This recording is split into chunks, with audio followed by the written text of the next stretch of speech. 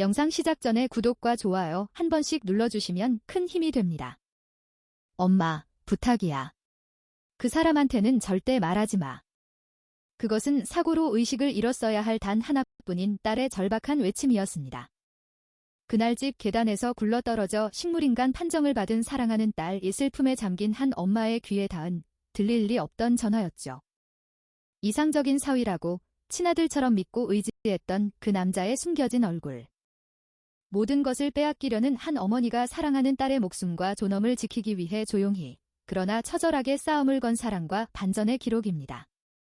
그럼 지금부터 이 충격적인 이야기를 함께 따라가 보시죠. 윤서 씨는 68세로 평화로운 교외의 바닷가 마을에서 홀로 조용히 살아가고 있었습니다. 몇 년 전 사랑하는 남편을 먼저 떠나보낸 뒤로는 이 작은 집이 윤서 씨의 세상 전부였죠. 단 하나뿐인 가족, 딸 지민 씨는 결혼 후 도심에서 가정을 꾸리고 있었고요. 윤서 씨의 지금 유일한 삶의 낙은 멀리서 지민 씨의 행복을 조용히 지켜보는 것뿐이었습니다. 지민 씨의 남편, 그러니까 사위 강준 씨는 윤서 씨에게는 더할 나위 없는 자랑거리였죠. 급성장하는 스타트업의 젊은 CEO로 누구에게나 상냥하고 총명하며 무엇보다 딸 지민을 진심으로 아껴주는 듯 보였습니다. 친아들이 있다면 아마 이런 모습이겠지. 윤서 씨는 강준 씨를 만날 때마다 마음속으로 그렇게 되뇌었고 남편 사후의 외로움을 채우듯 그에게 깊은 신뢰를 보냈습니다. 어머니, 너무 무리하지 마세요. 무슨 일 있으면 제가 당장 달려갈게요. 강준 씨는 늘 다정한 미소로 그렇게 말해주곤 했고 윤서 씨는 그의 말에 한치의 거짓도 없으리라 믿어 의심치 않았습니다. 그 악몽 같은 전화가 걸려오기 전까지는요. 그날은 초여름의 후텁지근한 밤이었죠. 강준 씨에게서 다급한 목소리가 들려왔습니다. 어머니, 진정하고 들어주세요. 지민이가 집 계단에서 떨어졌어요. 윤서 씨는 주먹을 꽉 쥔 채 그 자리에 주저앉을 뻔했습니다. 급히 달려간 도심의 대학병원.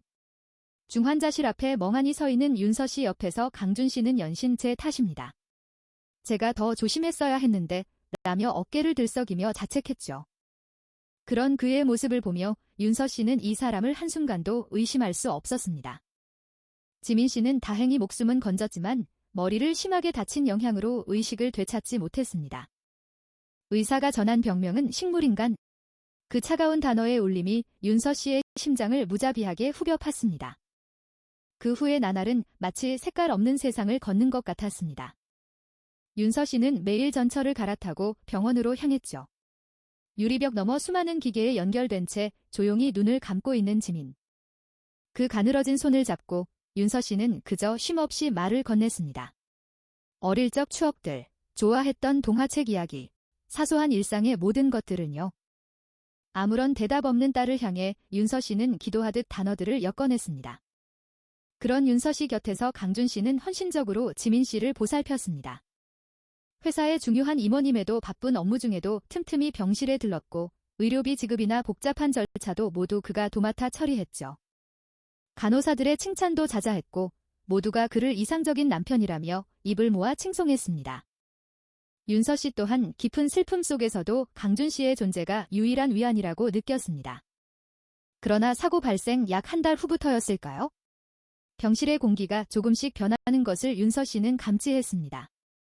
윤서 씨가 지민 씨의 머리를 빗겨주려 하면 강준 씨는 감염 위험이 있습니다. 라며 부드럽게 제지했고 가져온 꽃을 장식하려 하면 달래르기 가능성이 있어요. 라며 간호스테이션에 맡겨버렸습니다. 그의 말들은 모두 논리적으로 들렸고 윤서 씨 역시 지민 씨를 위한 그의 마음을 아프도록 잘 알고 있었습니다. 하지만 윤서 씨와 지민 씨 사이에는 마치 보이지 않는 벽이 한 겹 천천히 쌓여가는 듯한 숨막히는 기분을 떨칠 수 없었죠. 그리고 사고로부터 꼬박 1년이 다 되어가던 어느 한밤중이었습니다. 머리맡에 놓아둔 스마트폰이 정적을 깨고 요란하게 울려 퍼졌죠. 화면에 표시된 것은 발신 제한. 설마 하며 윤서 씨는 가슴이 철렁 내려앉는 것을 느끼며 통화 버튼을 눌렀습니다. 여보세요. 한동안 침묵이 흘렀습니다. 통신이 불안한 건지 아니면 장난 전화인지. 윤서 씨가 전화를 끊으려던 그 순간 노이즈 너머에서 가늘고 끊어지는 목소리가 들려왔습니다. 엄마. 윤서 씨는 숨을 들이켰습니다. 온몸에 피가 거꾸로 솟는 듯한 충격. 착각할 리가 없었습니다. 1년 내내 듣고 싶어 미칠 것 같았던 사랑하는 딸의 목소리였습니다. 지민아. 지민아. 의식이 돌아온 거니 기쁨의 목소리가 떨려왔습니다. 눈물이 왈칵 쏟아졌죠. 그러나 전화 너머 딸의 목소리는 기쁨으로 가득 찬 것이 아니었습니다. 오히려 무엇인가에 잔뜩 겁에 질린 듯 절박한 울림을 띠고 있었죠. 엄마, 부탁이야. 그 사람한테는 절대 말하지 마. 그 사람이라니 설마 강준 씨를 말하는 걸까요? 왜? 어떻게 된 일이지? 윤서 씨가 되물으려 할 때였습니다. 영상 시작 전에 구독과 좋아요 한 번씩 눌러주시면 큰 힘이 됩니다. 의문의 전화가 끊기자 윤서는 스마트폰 화면을 멍하니 바라보았습니다. 딸 지민의 공포에 찬 목소리가 귓가에 맴돌며 윤서의 믿음은 산산이 부서지기 시작했습니다. 다음 날 새벽, 윤서는 거의 잠들지 못한 채 대학병원으로 향했습니다. 병실에는 이미 사위 강준이 지민을 다정하게 바라보고 있었고 그의 완벽한 모습에 윤서는 잠시 자신의 의심을 부끄러워했습니다.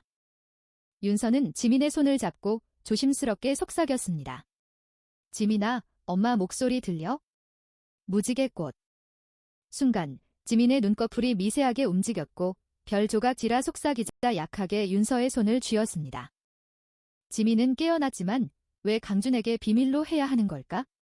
윤서의 심장은 격렬하게 울렸습니다.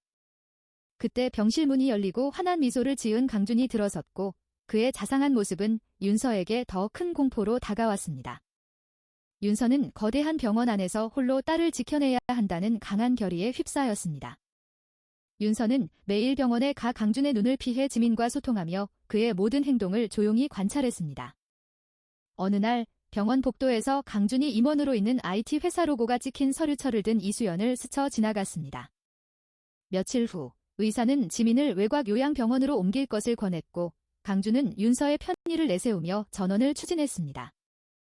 윤서는 강준이 지민을 자신에게서 떼어내려는 속셈임을 직감했지만 그의 논리적인 말에 반박할 수 없어 절망했습니다. 옆 벤치에 앉아있던 윤서에게 이수연이 다가와 자신을 강준의 전 부하 직원이라고 밝히며 경고했습니다. 저 남자를 믿지 마세요. 이수연은 강준이 지민을 재산을 위한 수단으로 여겼고 윤서에게는 세상 물정 모르는 늙은이라며 조롱했다는 충격적인 음성 파일과 횡령 증거를 내밀었습니다. 윤서는 온몸에 피가 거꾸로 솟는 듯한 분노에 휩싸였습니다. 자신이 믿었던 강준의 추악한 진실이 드러난 순간이었습니다. 윤서는 과거 사서 시절 등기소에서 회사 기록을 찾아봤던 기억을 떠올렸고 이수연에게 페이퍼 컴퍼니의 정확한 이름을 물었습니다. 이수연은 윤서의 비범한 기세에 놀라 회사 이름을 건네주었고 두 여인 사이에 강한 연대감이 싹텄습니다. 윤서는 곧장 김민준 변호사를 찾아갔고 그의 강력한 지지에 힘입어 강준에게 맞설 준비를 시작했습니다. 변호사팀의 조사로 강준의 수억 원대 횡령, 여러 애인, 그리고 지민의 사고 일주일 전 가입한 거액의 생명보험이 드러났습니다. 사고 당일 강준의 알리바이가 깨지면서 살인미수 혐의까지 제기되었고 윤서는 깊은 슬픔에 잠겼습니다. 희망 속에서도 지민은 기적처럼 회복해 눈을 뜨고 의사소통을 시도하기 시작했습니다. 하지만 강준은 지민의 회복 조짐을 눈치채고 그녀를 영원히 침묵시키기 위해 법원에 존엄사를 신청하며 최후의 발악을 했습니다. 그는 언론을 이용해 자신을 비극적인 남편으로 윤서를 고집불통 이기적인 엄마로 매도하며 여론전을 펼쳤습니다. 절망에 빠진 윤서에게 이수연은 강준의 아버지가 말기암으로 지민의 전원 예정 병원에 입원 중이라는 마지막 증거를 건넸습니다. 윤서는 강준이 지민을 의료사고로 위장해 살해하려 했다는 끔찍한 진실을 깨닫고 모든 것을 건 최후의 작전을 준비했습니다. 가정법원 심리에서 강준은 비극의 주인공을 연기했지만 윤서 측의 증거들은 쉽게 인정받지 못했습니다. 그때 김민준 변호사가 마지막 증인으로 이수연과 그녀의 전 직장 박상현 사장을 호명하며 반전이 시작되었습니다. 이수연과 박상현 사장의 증언으로 강준의 횡령과 사기 행각이 낱낱이 폭로되었고 강준 아버지의 말기암 입원 기록까지 제시되었습니다. 결정적인 순간 간호사와 함께 휠체어에 실려 나타난 지민의 모습은 법정을 경악시켰습니다. 아직 말은 못했지만 살아있는 지민의 존재와 강준을 향한 증오에 찬 시선은 그의 모든 거짓을 산산조각 냈습니다. 결국 강준은 모든 죄를 시인하며 체포되었고 지민은 사고 당일 강준이 자신을 밀쳤다고 증언하며 그는 징역 7년을 선고받았습니다. 시간이 흘러 지민은 기적처럼 건강을 회복했고 윤서의 헌신적인 보살핌 속에서 플로리스트로서 새 삶을 시작했습니다. 윤서는 딸에게 전만은 사랑하는 자식을 위해서라면 사서든 탐정이든 전사든 무엇이든 될 수 있다고 말해주었습니다. 절망을 이겨낸 두 사람은 함께 환하게 웃으며 미래를 향해 굳건히 나아갔습니다.